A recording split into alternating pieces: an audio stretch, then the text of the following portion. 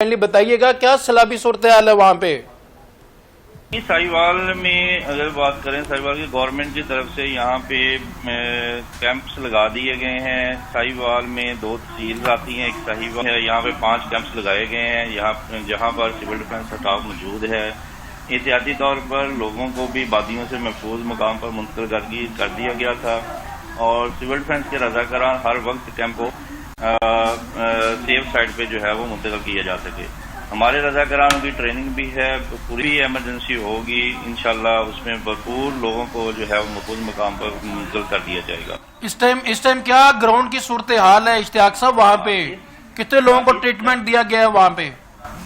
اس time جو ہے وہ ساہیوال میں جو کیونکہ پانی جو ہے راوی میں وہ جسر سے آ رہا ہے اور ساہیوال کو 2-3 ڈسٹرکٹ چھوڑ کے پھر آتا ہے۔ اس وقت جو ہے وہ شادرہ پہ تقریباً 75,000 کیوسک جو ہے ریلا گزر رہا ہے۔ ساہیوال پہنچتے کوئی 40 سے 45,000 ریلا گزرے گا۔ وہ اتنا کہہ لیں کہ لو فلڈ میں ہوگا، اتنا زیادہ فلڈ ساہیوال میں نہیں ہوگا، لیکن ہماری تیاری پوری ہے، ہمارے بندے موجود ہیں، ہمارے کیمپس لگے ہوئے ہیں۔ انشاءاللہ کوئی بھی ایسی جو ہے صورتحال پیدا ہوتی ہے تو اس کو کور کرنے کے لیے ہمارا عملہ وہاں پہ موجود ہے۔ عوام کا کیا رد عمل ہے وہاں پہ؟ اور وہاں پہ کوئی کسی قسم کی اموات تو نہیں ہوئی ہیں؟ مویشیوں کی کیا صورتحال ہے وہاں پہ؟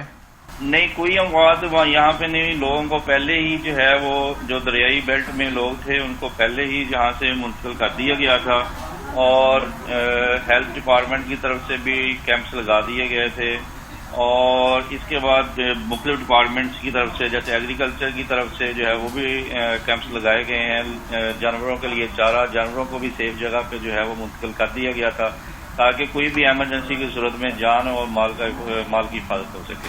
جی